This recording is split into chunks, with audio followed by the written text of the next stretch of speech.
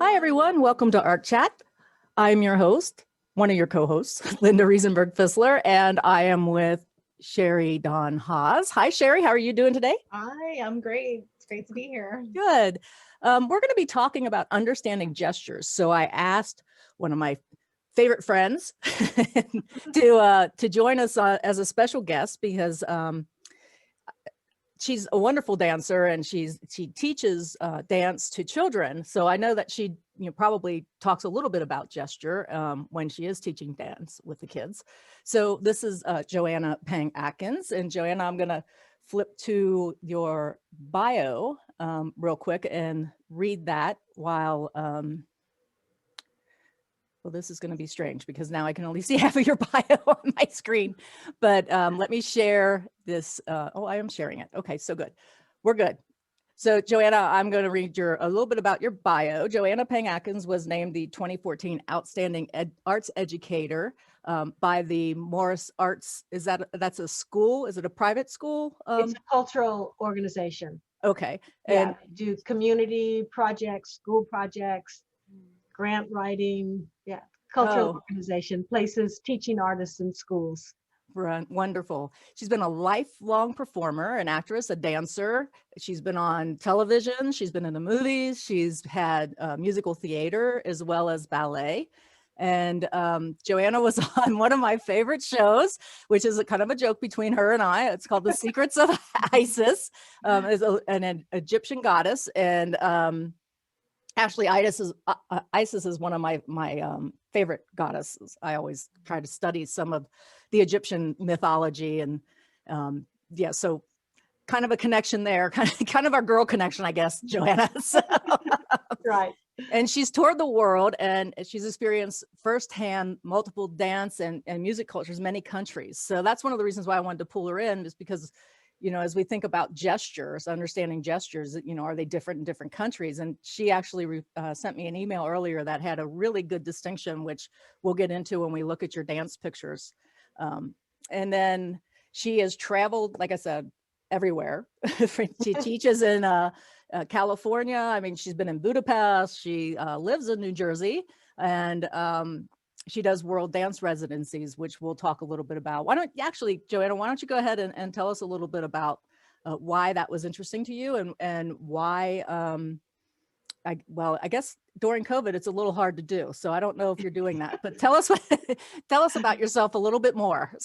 Well, when it's not this pandemic going on, I go to schools throughout the school year. I stay at each school for approximately 2 weeks. They assign me a number of different classes, different grade levels, and each class learns a dance from a different country.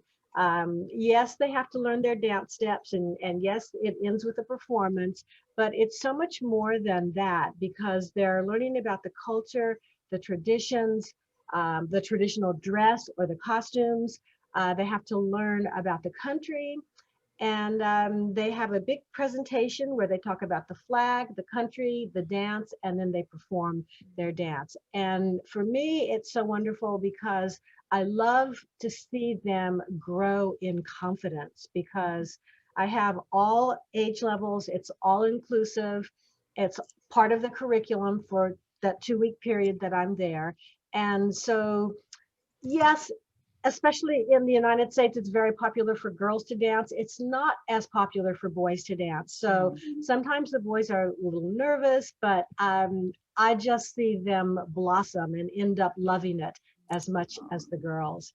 I started this residency. Well, I started teaching a long time ago because my mother had a studio, but then years later, when I got married and had a son, I wanted my son to experience the different cultures. So when he was in kindergarten, I went to the principal and I just volunteered to come in and teach every Friday the kindergarten class, and she loved the idea. It ended up where she asked Dick, who Linda knows, my husband, to write a little kindergarten play and incorporate the dances from around the world in their graduation play.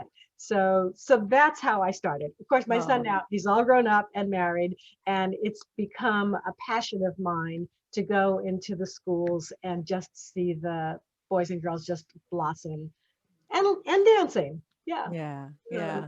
Sounds wonderful. So, and I do enjoy when Joanna is actually in the school. She posts pictures out on Facebook of the kids in their dress and doing their dances and it's just, I mean, I just feel so much joy from seeing those because it's just like, oh, they're so cute. Yeah. And I'm not even the I mother. I feel the joy too. I do. I love what I do because it's just so rewarding to work with children, and I teach kindergarten up to 7th grade. So and it's so interesting because the little 1st and 2nd graders, when they get their skirts, depending on the country, they twirl. Oh yes, But automatically. the 5th graders and 6th graders do the same thing. The girls get their skirts and they start to twirl. So it's just so much fun. Yeah. Yeah. I would probably do the same thing myself if you gave me a pretty skirt. So. You would twirl.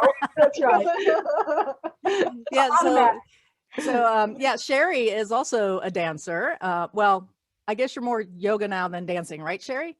Yeah, I performed for a while, and then I sort of I semi-retired, and then I just sort of fell out of it just as my life began to change and my focus began to change. So yeah, like movement arts are still very important to me. It just the focus of it changed more to yoga, which I feel like when I do return to dance, it's gonna just be more informed by my yoga practice. So that's where I am at the moment. Yeah. Yeah. Well, I think Joanna, you do yoga too, or you used to with your friends, right? Because I've seen some pictures of you with your yoga friends. So yeah, no, there you go. I do all forms of dance, exercise. Yes, I love yoga too. I'm not as flexible, and sometimes it's harder to be on my knees, but I still love it and the breathing, and yeah, it's great. You haven't seen non-flexible until you've seen me trying to do yoga. So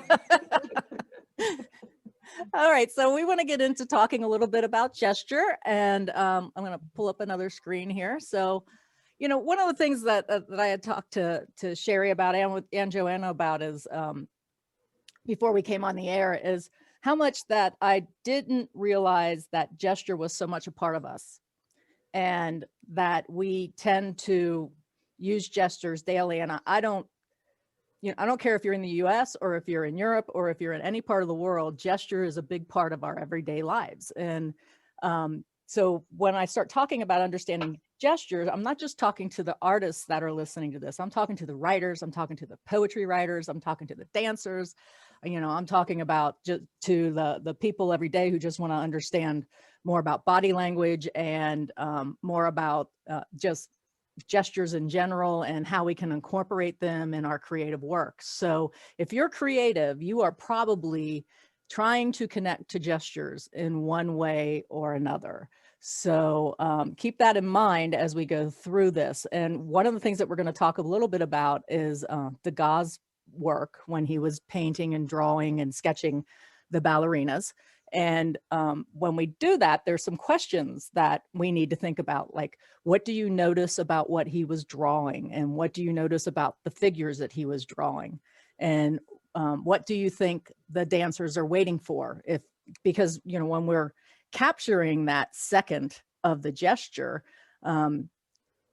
you can show some movement if you're doing quick sketches, but basically it's a snapshot in time. So what's that gesture conveying? What are, if you put yourself in that dancer or in that pose, what are you trying to convey to the viewer? Try to stand the same way as one of the girls in the pictures. And now try bringing that person to life to you, because that's so important. That is what is actually going to draw someone into your painting or into your writing more, is understanding how that person reacts, what gestures they would use.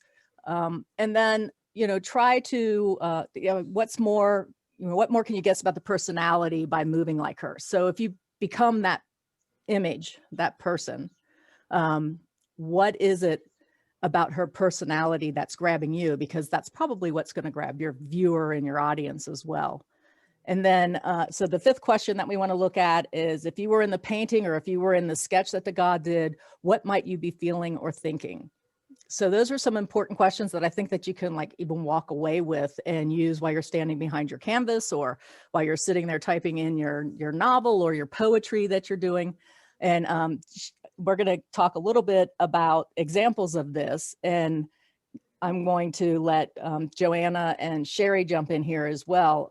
One of my favorite, my favorite artists are Degas and Sorolla and Fetchin when we start talking about gestures, especially Degas and especially Fetchin. So, but Sorolla does it in such a gentle and such a, it's not posed, it's just a natural gesture that he captures with that. So Cherie and Joanna, can you share some of your favorite artists Cherie, why don't you go first so that we don't step on one another, and talk about gestures and how you view it a little.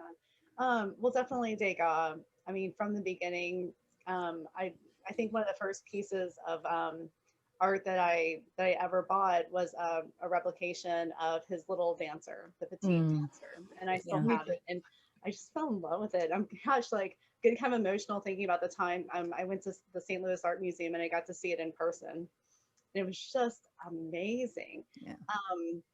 I've always been moved by his dancers that are backstage, and I think about like some of the questions that you said to explore here about like what the dancers are feeling or what they're thinking.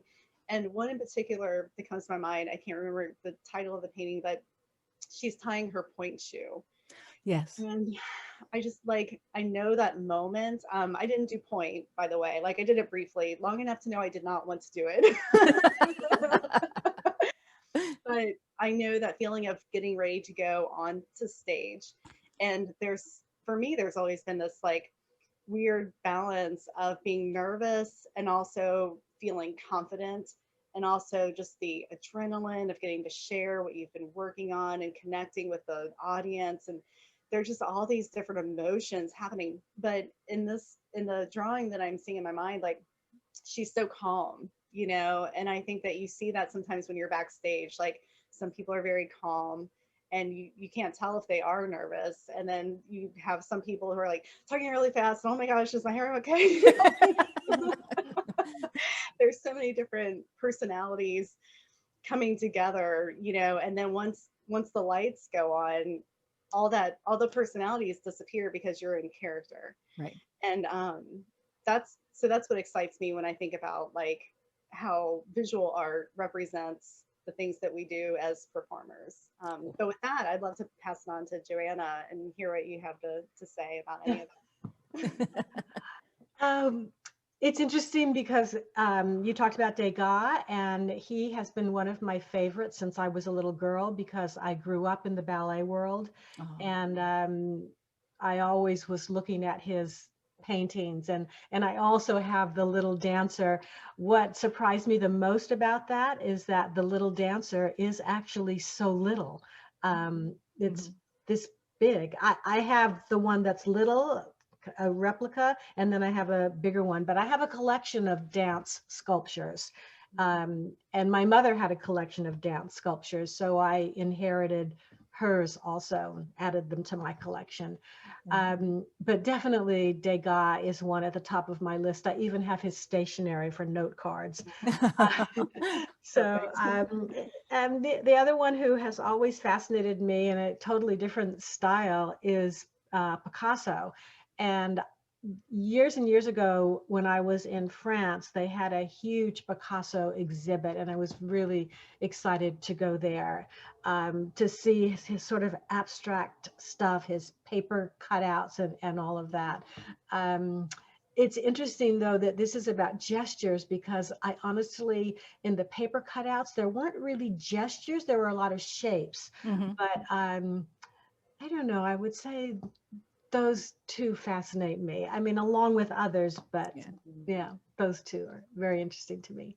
Cool. And I'd probably put Joanna on the spot there, because I really didn't know that if you had a lot of any interest in artists. But so thank you, Joanna, for sharing that. Yeah, I think there was actually, since you admit that you put me on the spot, there was another artist who's very famous, and I cannot think of his name, and it's driving me crazy. And the story about that, I was in a really, really small town in France, and they had a museum of his artwork, and they had this very small sketch of it wasn't necessarily a dancer, but it was somebody moving in a pose.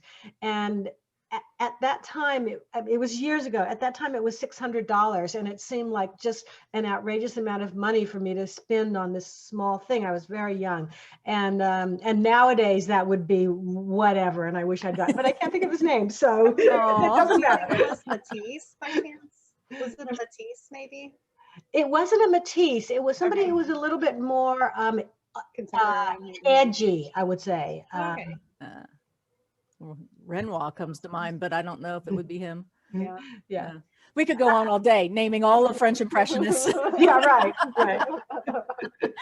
So I want to take, before we move on, I did pop up real quick some of the gauze ballerinas, and we'll go back to that in a minute. But I want to talk a little bit about visual storytelling as well. And it's key to novels and audiobooks, short stories.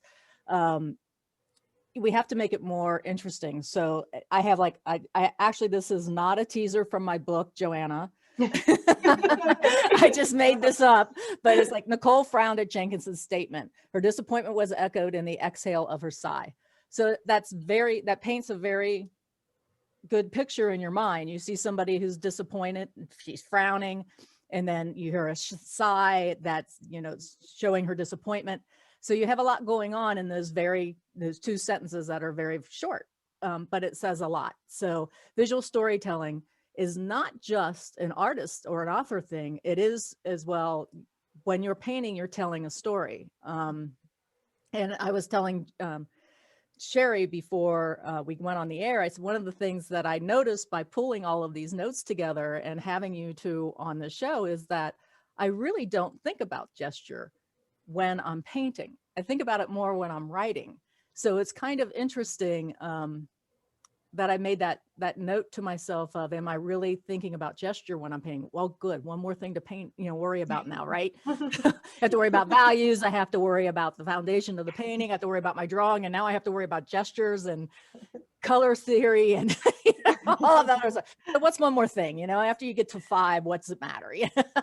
So keep thinking about, keep pushing yourself, because the gesture of a tree and how it's standing, like a weeping willow, for example, or a tree that has a branch that is broken off and it's, it's half broken off and is still holding on to the tree. And it's kind of emphasize it, is that painful for the tree trunk, or something. But, you're telling a story, even when you're painting or you're writing.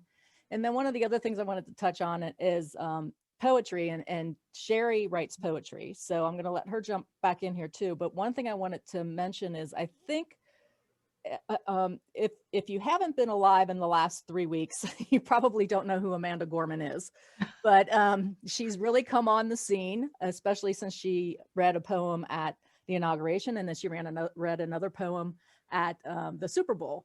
But the thing that catches me with her is her gestures to make the words more powerful.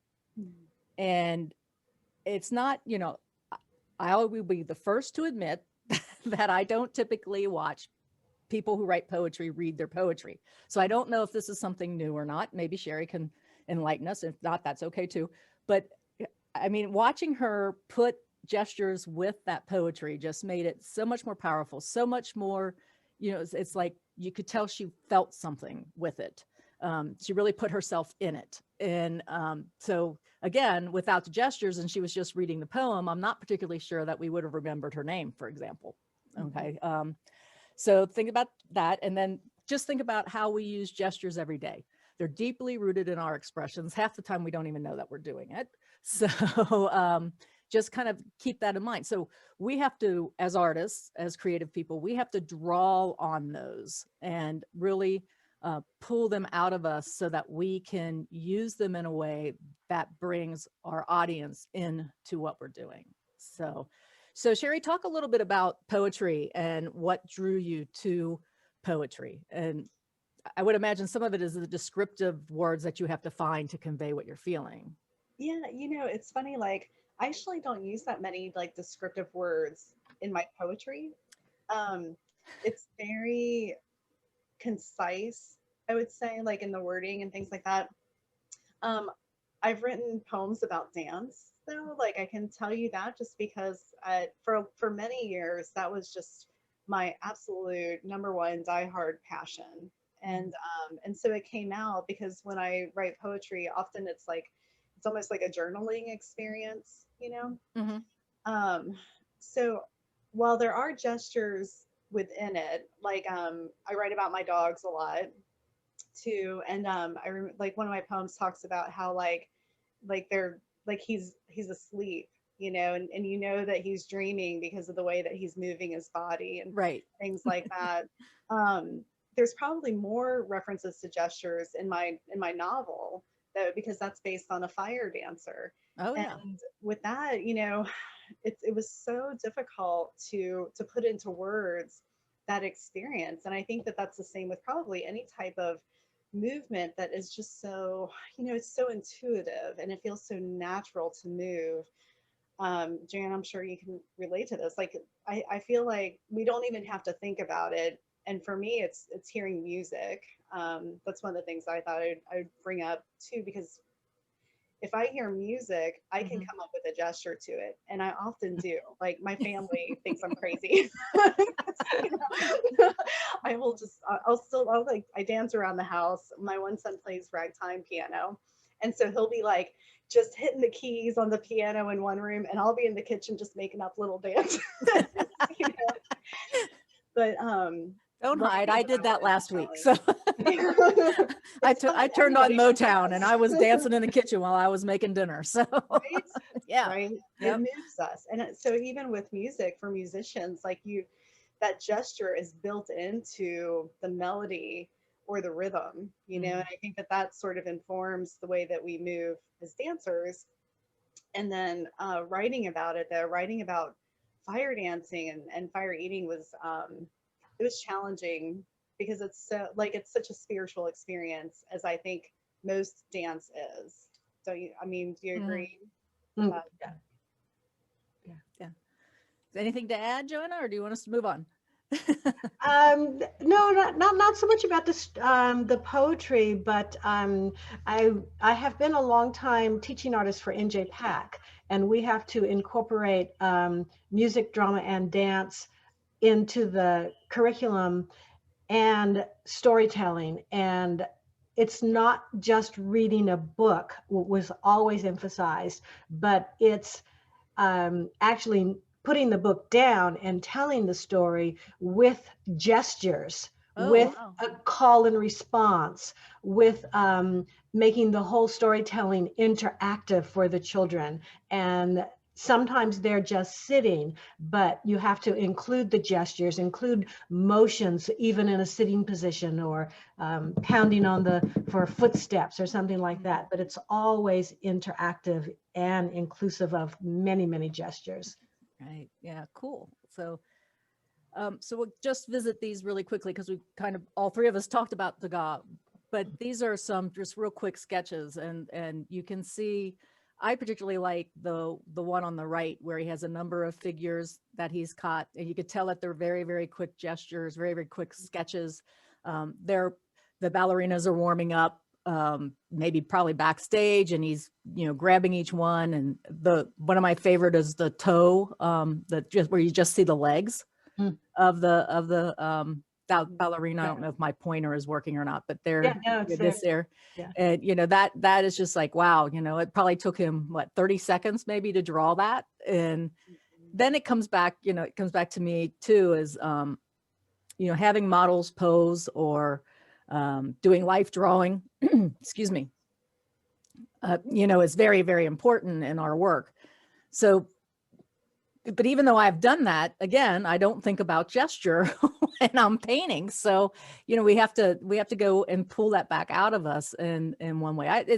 It's much more, it's a lot easier for me to think about gestures and facial emotion and expression and things like that when I'm writing, like Cherie was talking about. So, you know, and then we've got this image down here on the bottom with the guy thinking, you know, and then the lady over here, the ballerina putting on her shoe, and the balance that is in there. It's just amazing. So we're going to move on, but I just wanted to touch on this slide rather quickly.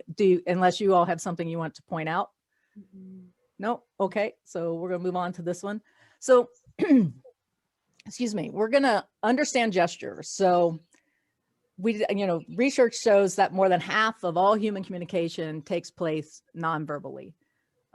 We must understand how our body speaks. And I think musicians and dancers and probably authors have a bit of an up on this, I think, unless you are doing figured painting all the time. Then I think, they're probably, like I said, I'm a landscape painter. So me thinking about gesture and getting that into a painting is going to take a little bit of effort. When we start thinking about gestures and body expression and things like that, our mind automatically goes to a living being, like an animal or a person. So, but think about how to express joy in a painting of a landscape. But does that go back to color and theory? Is everything bright and warm versus something cool, and what the cool colors might be able to produce in a painting. So, sadness, we always talk about the painters going through their blue period. So you always wonder, psychologically what was going on, but other than the fact that they probably just absolutely loved the range of blue colors, but, they could have been depressed at the time. They could have been like, why am I doing this?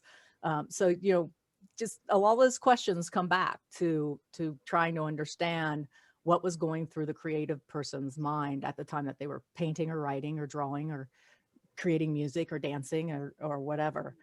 I love this quote from Ralph Waldo Emerson, and I just had to include it. What you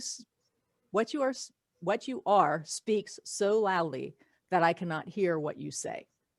So think about that the next time you're in a conversation.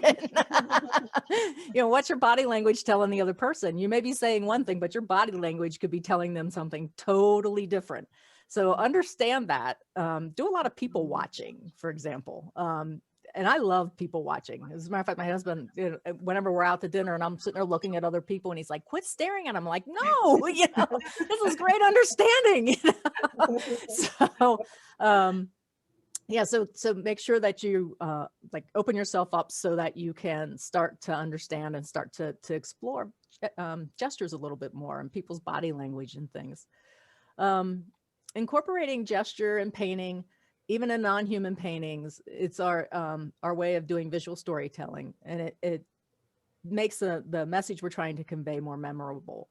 I could probably, I don't know how much I would bet, but I would bet that our most memorable paintings are the ones that connected with us in some way expressively, through gestures, through the color of paint choices, the music, the lyrics of the music draws us in and maybe hits a chord with us.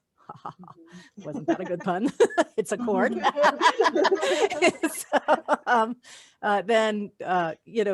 So think about those things. Why do you love that song? Why do you love that painting? Why do you love that book? And then just kind of think about all the things that come to mind when you ask that. Can I just pop Sure, in Cherie.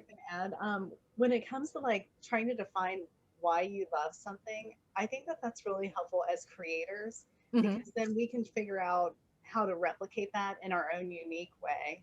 Because as they say, when it comes to writing, write the book that you want to read. And so it just helps to do that sort of internal work to just really define those different elements. Is it because it's a funny scene? Why is it funny to you, for example, and different things like that. I just wanted to throw that in there because it can help us create our own version of anything. Yes, absolutely. One of the things too that this actually struck me, being a writer and an artist, punctuation adds meaning. Think of punctuation and drawing as painting edges. So a straight hard edge, for example, could be a period, because what do we do when we come to a period? We stop. And a hard edge in a painting, we stop. And we look at what that stop, that's like the stop sign in every painting, a hard edge. So that's one of the things when we talked about edges with Carolyn Anderson, then one of the things that she talked about is the focus area is in a painting is where you want the eye to stop. So she has a little thing where you put your hand out, and if you look at your hand, you can see the hard edge of your hand. But if you make your focal point beyond your hand to something behind your hand, all of a sudden that edge that made us stop disappears. And it's a very soft edge because we're now focused on something beyond that hand. So again, you could turn around if you're a reader, which most of us are, us creative folks are, you can think about punctuation mark and how much we pause at a period, how much we pause at a semicolon and a comma, and think about, you know, like a comma is a very soft edge. So we start, you know, I started thinking about that and it was like, oh, wow, that's cool. So, Yeah, that is light cool. bulb, light bulb. So, That's funny because I think I use way too many commas in my writing. Like it's my worst thing. Like I have no idea where I really should put them. But I think I use too many because I am like a sort of a softer person. Like I have a softer approach to the things that I say. And using a period is like, you know, it is such a firm stop. So yeah, that's kind of funny. That's interesting. yeah, it's just that, you know, like I said, a light bulb went off and it was like, ooh. Mhm. And of course, I always tried to study, you know, why I like writing. It was my first love, and why I love painting. And it's naturally the creativeness of both that draw me. You know, it's telling the story or, you know, creating something with color. So yeah, so when I that kind of became the light bulb for me, I was just like, ooh, okay, now I can actually write when I'm painting. This is cool. So one of the other things, eliminate distracting mannerisms. So this is where we all become editors. So Cherie, this is where we decide where that comma really belongs. So, and you know, when you're painting, it's where does that hard edge really belong? And if you look at Fetchin, for example, he pretty much has one hard edge and the rest of them are blended so well that your eye doesn't even stop. You know, it may change color, but the value is the same. And that's an important understanding in art as well, because it's not considered a really hard edge. There's not enough contrast there. If you stay within the value, but change color, you may be changing the temperature of that color. So like the image right now that's popping into my head is the Fetchin with the little girl. There's like one hard edge, which starts at the top of her head and goes down along one part of her body. The rest of it, and that I could argue basically is just two values that Fetchin used in that painting, possibly three. You could argue three with me, but it is how well he controlled his value and changing his color and keeping it in that value that makes that painting so memorable to me.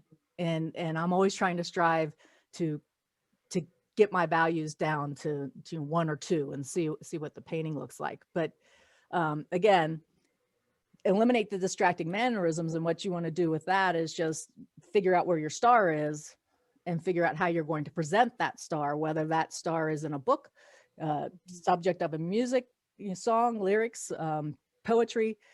You have to determine what that star is and eliminate things that would detract from that.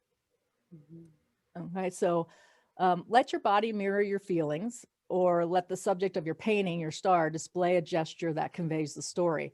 Let your characters have feeling and use them to draw in your audience. So lots of information there, but basically kind of what I was just touching on before. Build self-confidence through preparation, free writing, drawing, practice dancing. You know, we all get I mean, all of us could talk to this, I'm sure. So basically we get confidence through the repetition of doing what we want to do, the repetition of writing, the repetition of, you know, there's free writing, and then there's the writing that goes in the book. You know?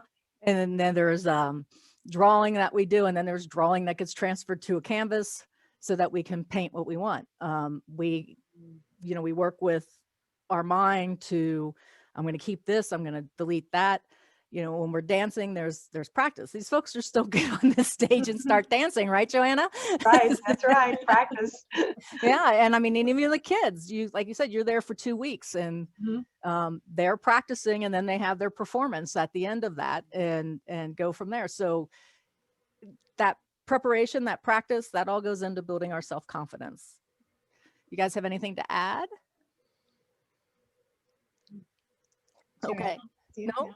Okay. And then one of the last thing is, as practice, using your sketchbook, your journal, and mirror as a learning laboratory. So if you're painting something, and again, I always go back to painting, and I apologize for that, but if you're painting, you know, and you can't quite get a gesture, mimic that gesture in a mirror and understand the muscle and the bone and how the skin, everything works to make that gesture more accurate in your painting. You know, look at your edges. Do you really need to have that defined edge where you have it? You know, is it a period or is it a comma? You know, is there nothing there? Do we just skip right over it? So, you know, different ways to approach all of the things that you may be creating. Yeah. So, okay. Those are great. Yeah. And then I'll just go into this kind of quickly, unless you all have something that you might want to add to it. What I want to try to do is get to your pictures so that you could talk about those pictures a little bit and the gestures that you're having. But there are 4 major categories that we group gestures into. And one is called the descriptive gesture, which clarify or enhance a verbal message. So you can understand comparisons and contrasts, visualize the shape, the size, the movement, the location, the function, and a number of objects. So that's the descriptive one. That's probably used a lot, actually, when you start thinking about the creative part of this. You know, I certainly can understand how descriptive gestures work in painting, how they work in audiobooks and writing. I can see it in dance through movement. You know, I'm not, yeah, you would do it in poetry, I suppose, and also music lyrics, and actually how they play the certain music to provide you with a feeling of movement or feelings, depending on how you create the music score. Emphatic gestures underscore what's being said. So that would come with an exclamation point in writing. So in painting, I would say the emphatic gesture of your painting would be where you want the main focus to be. Sorry, my headphone keeps slipping off. Suggestive gestures are symbols of ideas or emotions. So they help the painter or the writer create a desired mood and express a particular thought. An open palm, for example, suggests giving or receiving, usually an idea, while a shrug of shoulder indicates ignorance or perplexity or irony or I don't know, I could care less. I shrug is like, might be in there as well. So prompting gestures are used to evoke a desired response from the viewer. If you want the viewers or readers to engage in your work, you enhance the image you are creating. So maybe you'll use a hand gesture in a painting to draw them in to the painting, then they follow down the arm to the face or wherever you may want that eye to settle. The gesture will become the star, for example. So one of the things, so with the art chat community, what I want to do is try to focus on and getting the artist or the writer or the musician or whoever to focus on bringing gestures into their work or seeing gestures, however they want to include this. So first thing naturally is explore gesture. So stand in front of a mirror and gesture, study what happens to your face, your hands, your legs, think about body language and how your body moves. Do some people watching. What are their gestures? What are their body language saying? And then study the landscape, like sunrise, sunset, storms. Think of phrases. The sky was angry as the lightning flashed its rage. How would you capture that in a dance, in a painting, in a scene? how does that phrase relate to characters, to a story? And then, you know, we're going to post these photos that Cherie and Joanna so graciously, and I'm so happy that you did this. Thank you so much. Gave us some photos to create, paint, draw, write a story about anything, music, song, however you want to do it, poetry, whatever strikes you, go ahead and do this. So I'm going to start with Joanna, and these are 3 of Joanna's pictures. We got a few more. And I thought what might be fun is just to give a little bit of a talk about where these are from. And by the way, I love the 3rd one on this one here. I love that one. It has so much gesture in it. Yeah.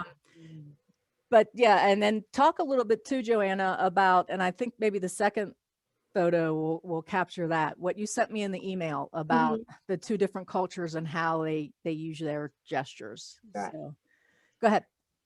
So the first one, just an interesting side note, is the costume I'm wearing was designed by Bob Mackie. Oh, So wow. that was very special to be able to wear that. So I sent this one to you because I thought the hands would be interesting for gesture, because when you start like your first ballet class, maybe as a 4 or 5 or 6-year-old, one of the things you first learn is about your hands, and you start your hands like this.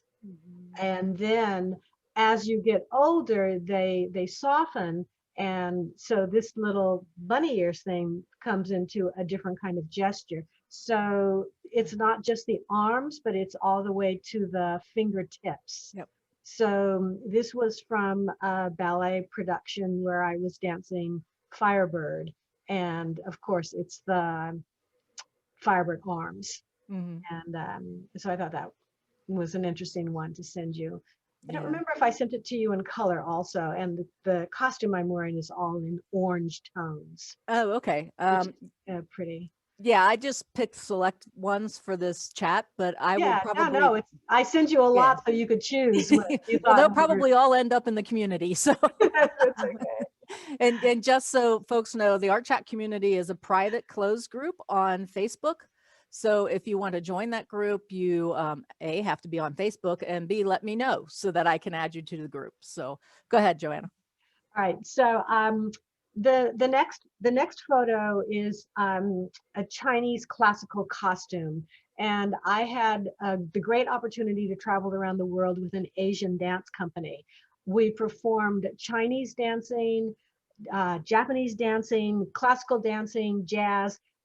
It was just the most incredible experience, and that actually is what led to my world dance residencies in schools. But this is really showing off the costume. It's a classical opera costume with a typical headpiece and with fans. The how you hold the fan is an important gesture.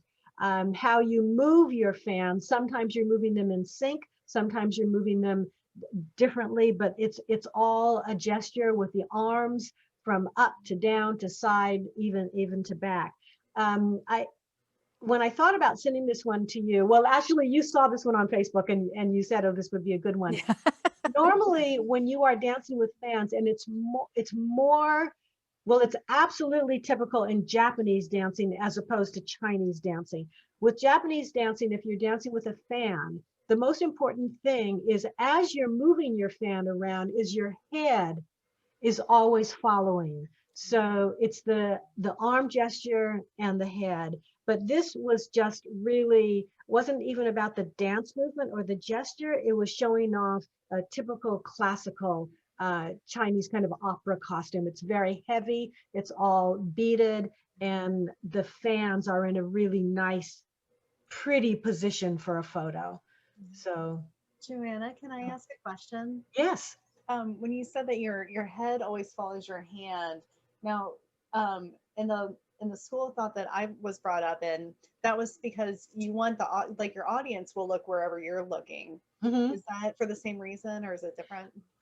You know, I had never heard that before, but I just know when I was learning the Japanese dancing, that was the most important thing, is that Yes, and even when it goes behind you, of course, you can't look there, but you look in that direction. So you are always showing off the fan. So that's probably one of the very best reasons that that's typical. Yeah. I would love to see it in action. Well, that I still, mostly I teach, but occasionally they have me come in to perform, especially with Chinese New Year now. Usually, not this year, there are a couple of senior citizen homes that I go to celebrate Chinese New Year with them. So I do Chinese fan dancing and then the Chinese ribbon dancing, yeah, which is with the big ribbons. So yeah. So the next picture is in Luigi's jazz class. Luigi is an absolute dance master for jazz. He has since passed away, but every day that I had time, if I wasn't working or performing, I'd go to ballet class in the morning. I'd go to 2 ballet classes in the morning and jazz class in the afternoon. I loved this pose because of the gesture, because it's not just the arm that's in the air, but it's the whole stretch of the body, which is important. And you can still see the fingertips with still, I mean, it's not always that way, but it's very typical ballet jazz pose to have your fingertips in a softened position, never together. Sometimes, but in this one, yeah. And the tilt of the body and the stretch of the side, yeah. Yeah. So I'm sorry. I was just going to say it was interesting, Joanna, because when I looked at that, my thought went to Fosse, but I don't know. It's a very classic. It could be. Fosse had so many different styles, but his is a little bit sharper. Okay. This is well, this is soft, but it has a sharpness to it. I think it's a combination. Yeah. And it's interesting because the dancer next to me is in a similar pose, but her arm isn't as high, her body's not as tilted. And it was interesting because there was a dancer photographer who was almost always in the studio taking pictures of the dancers. So I have quite a few of his pictures of me dancing in class. Wow. I thought it was a different one. It's not a performance, it's actually in class. Right, yeah. Well, I just love the gesture. Yeah. You're so lucky to have that. And that, I think that moment in particular is just such a beautiful moment in movement. You know, I'm just in love with that photo too. And well, I know which ones we're going to be playing with. Yeah, and I like that one too, because I feel like the photographer captured the moment. Yes, he captured it. Yeah. But and it's not just the photographer. I mean, you were in that moment too, Joanna. I was in the moment. This class is just well, Luigi is such a master. I just loved being in his class all the time. Cool. Yeah. So then we got the next 3. All right, so this first one, I sent that one because there were a lot of gestures. This was a TV commercial for the Army. This was just a rehearsal shot. I don't even really have any of the performance shots. They didn't even have my makeup on yet, and we were still working on the arms and the gestures. It was a really interesting job because I was always cast usually from New York, and we flew to the South somewhere, I can't remember where, because they wanted to use a studio there. And it was the benefits of being in the military. And when they actually shot the commercial, in front of me is a large gold treasure chest, and the arms, one arm would go in and pull out something, a medical symbol, because if you join the Army, you get medical benefits. Another thing would pull out a book representing education. And so there were different things, and each arm would go in. You can see this is a rehearsal shot, but all I had were rehearsal shots. I never even saw the commercial because my arm needed to be lifted here. And that's what we practiced, how the arms had to be in sync with everybody. you know, with the spaces in between. So are there people behind you on this, or? There's two girls behind me. Okay. Yeah, yeah, two girls behind me. Yeah. Interesting. Yeah, yeah. The next two is just the long shot and then the close up, because this was the one I was thinking of when you pose with fans. The Chinese one is very different because I'm just looking at the camera, but this is more typical of a dance. Yeah, I'm just standing there with looking at the camera. I actually like this one better because my head is in the correct position with my arms. And that's why I liked this one. Yeah. This is a beautiful blue brocade kimono. Okay. Nice. It's also not typical in kimono to have your hair down, but for the sake of the picture, that's what the photographer wanted. Oh, okay. Yeah. Usually your hair is up. It's up. Yeah. And they have this, I'm stitch or something. So your hair is up, and then you would have a kansashi. A kansashi could be anything from a metal butterfly with little things hanging down, with flowers hanging down, or it could be a big headpiece that comes up here. I actually have one from China. Well, that wouldn't be for the Japanese one, but it would be for the Chinese one. It's a big headpiece, and the color of your headpiece shows your status among the women. So, of course, my favorite color is red, and red was for the number one wife. So from the old days. Well, there was part of that going to film, which we really haven't talked much about, but film, there's a part in Crazy Rich Asians where her mother wants her to wear red to meet her prospective mother-in-law, because there's a tradition behind that. Yeah. And of course, she gets to, this is Singapore. They were living in Singapore, but I believe they were Chinese. But yeah, so it was, so it was kind of interesting because she goes and she meets her young friend there in Singapore, and she's like, "Oh no, girl, you can't wear that." So how everything changes. So it's kind of interesting how they touched on that just a little bit, but the old traditions versus the new younger traditions. So okay, well, thank you for sharing these, and like I said, I'm going to include all of these in a post out on Facebook in the art chat community group, and we're going to go on, and Cherie has also provided some dance photos, so we're going to let Cherie talk about her favorites. These were really fun. It was fun to kind of go back through different photos and pull things together. So thanks for letting me share some too. Sure.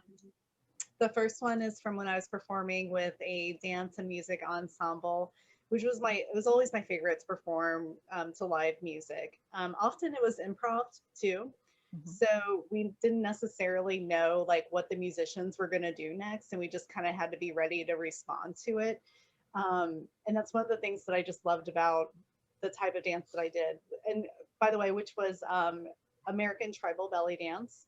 And it would pull from all types of different cultures. And we kind of had like a vocabulary that we would use. And so we could follow each other with cues. So like if I turned my head to the left, that told the other dancers that I was going to do the same movement, but I was going to move to the left, or I was going to turn in a circle to the left, and they would know.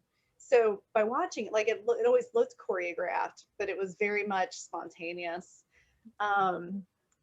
I'm wearing, the top that I'm wearing is one that I made. That's one of the things I love about performing too, is just getting crafty and putting things together. So that's that one. The next one is, that's from an actual photo shoot that was set up at my house, where a photographer wanted to experiment with her new camera. She got a great one. Yeah, she did. She did. Yeah. So she wanted to photograph fire. And this one, like the fire got kind of blown out, but the lighting effects that it created, I think looks really nice. And again, like that's a top that I actually made. I basically took like it was basically just a black bra, and then I took necklaces and sewed them to the fabric itself to make it more of like an actual performance piece. And then often I would cover up a little, like cover up my arms and shoulders too, so that it didn't feel so, because I'm modest. Believe it or not. So that was that scene. And as far as gesture, often like, when you're eating fire, you're using, like for me, like I'm using one hand with my torch and then my other hand is free. So often like I might have it like stretched out. And again, just like Joanna was saying with, all the way down to the fingertips, your energy is going out in that direction because people, they look at your hands and they notice. And I think that for dancers, like if our hands and our feet aren't like in a pretty position, it just makes all the difference, I just think it does. So that's sort of what's happening there. And then in the next picture, that was at more of a local community performance. But it was it's capturing a move that I often liked to do where I was sinking down to my knees and at the same time my arm is stretching up. I've always been a big fan of contrast. So like as I'm going down, my arm's reaching up and I'm looking down because I'm getting ready to pick up these two, if you can see those two little balls on the floor, those are called poi. I did poi spinning. And so those would be considered like practice poi and I would use those indoors. But normally I would have a set that were made out of wicks that I could set on fire. And those are called fire poi. And I would spin them around and dance with them. So that was a poi spinning performance there. Cool. Cool. And then we got two more. Okay. And all of these have, all of the photos that you have provided have so much gesture, Joanna, I'm including you as well. Mm-hmm. It's just really interesting to see these. So, dance is such a beautiful thing because look at just like the differences that we had within these 10 or so images. Mm-hmm. It's just the possibilities are so endless with costuming and lighting and form. Right. With this one, this is my glow in the dark hula hoop. For a while I was performing with a circus and we would get booked to perform at different things. And this is in an alley in downtown Cincinnati. That's a nicer restaurant right behind me. And so the alley was outside and it was just a great night. We had a DJ, so the music was really loud and the audience was amazing. And for me, that just made it like, if I had 10 people who were really into it, then I just was into it 110%. There have been times when I've performed for hundreds of people and they're not into it. And that's so not satisfying. Like it just depends. But this was nice because there might've been 100 or 200 people there, but it felt very crowded because we were all packed into this alley, so that was a good night. I just want to say that I love your hands in that. I love the fingertip, and even here, the fingertip extended. It's beautiful. Thank you so much. Yeah, that's one of my favorite things to do is like this, like one elbow is up and one elbow is down and to reverse that into sort of like a snaky arms. And when you're hula hooping, like you can't just stand there with your arms out to the side, like you got to be like doing things with your hair or whatever. And so that was important. The other thing about this, hold on one second, Cherie. I want to echo what Joanna was saying here. This, believe it or not, what caught my eye in all of this wasn't this, it was this, and you looking at that. Yeah. Okay. So this is the focal point. Okay. Of that, if I was going to paint this or draw this is, I would make sure is in that focal area that I want them to go. This is the period. This is where we stop. Okay. So just wanted to add that. And I could have done that with Joanna's work too, but I just wanted to, I don't want to sway too many people when they're doing this. Okay. But yeah, this was gorgeous. I just loved this. So Thank you. Thank you. Well, I was just going to point out like a funny side note is that when you're using a hula hoop like this, like I have to be very aware of my costuming too. So I was wearing this really cool like layered half skirt behind me that you can see flowing out. But I had to be careful about hooping around my hips too low because otherwise that fabric was going to get caught in it. So many things going on. And then the last one is from that's from a festival that I was at, and somebody just hung up some silks in the trees and I was just kind of playing around with guidance, and it wasn't my first time doing silks, But I love that photo that someone took. It was just kind of fun. And yeah, you can see, like, again, like I'm pointing my feet, even though I'm just playing, like you don't want your feet just hanging there. So the one is pointing straight up, the one behind me is pointing down, and even my hair is part of the gesture here as it, just falls down behind me. So I just thought it was a really fun weekend and just kind of a fun shot. Yeah, for us landscape artists. I love how your hair flows with the silk. Thank you. Yeah. So, okay, I'm going to pause here for a second and is there anything that you and Joanna want to include in our in our discussion of gesture here? Let's see. I just had one other note that I pointed, like if we're wrapping things up. We're getting to that point, yes. Okay. I think that when it comes to gesture, like the physical gesture, for me, a lot of it comes down to body awareness and just being aware of like what our gestures are. And I think you talked about this a little bit earlier too. But even throughout the day, this will come back into the practice of yoga, is being aware of what our body is doing at any given moment to determine like how we feel and what we're showing. What are we portraying to other people by how we're sitting or the facial expressions that we're making and things like that. And I think that if all of us, this is my little tip, like if we can take a moment throughout the day to just sort of stop and close our eyes and think about the way that our body feels and the way that we're sitting, and maybe like think about our posture and things like that, it just feels really good, whether you're, painting or writing or anything, just to do that would be beneficial. So that's my little thing. Yeah, that's really nice. I agree with Cherie in everything that she said. And I think of gestures, yes, it's the arms, but also too, it's really the whole body as a gesture. It's the tree limbs, but it's also the trunk. Yeah, and thank you for inviting me and including me in this. Oh, we enjoyed having you. It's and besides, I haven't had a chance to talk with you lately, so I know. it was like a good thing on that too. So, and just to also she mentioned her husband Dick, and I wanted to say to the Art Chat audience, her husband Dick is the person I had on to talk about movie production in Art Chats. So, and that's what I guess you could say Dick's creative side is. He's a writer as well, right? Because he wrote the script. Yeah. So yeah. So he wrote and he has produced many movies. One is was with Johnny Cash and Andy Griffith, and that's Murder in Coweta County, I believe. Murder in Coweta County. Coweta. Okay, I knew I would pronounce it wrong. Sometimes they say Coweta County, so it's pronounced different ways. Yeah. What part of the area you're from? Yeah, and then there's some Hallmark movies that he has done as well, right? And then they're so anyway, if you hadn't had a chance to listen to Dick talk about movie production, that might be interesting for you to do as well. So, and they're out there on they're on Pandora, they're on Spotify, they're everywhere. iHeart, they're there. You'll find them.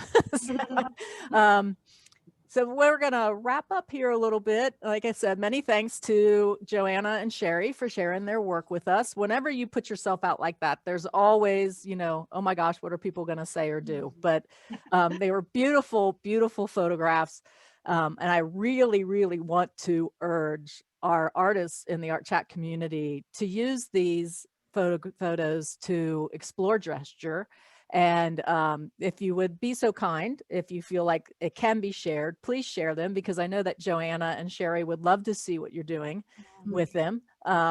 If it's if you're writing a story about one of the photos, feel free to make a PDF and share that so that nobody can work on that.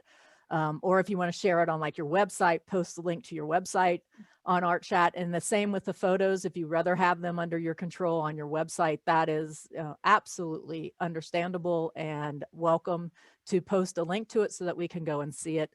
And like I said, I'll be putting up these photos along with the word challenge, if you want to call it that, but the opportunity that exists for you to use these photographs. They've been very generous to allow us to do that. Have fun with this month's subject.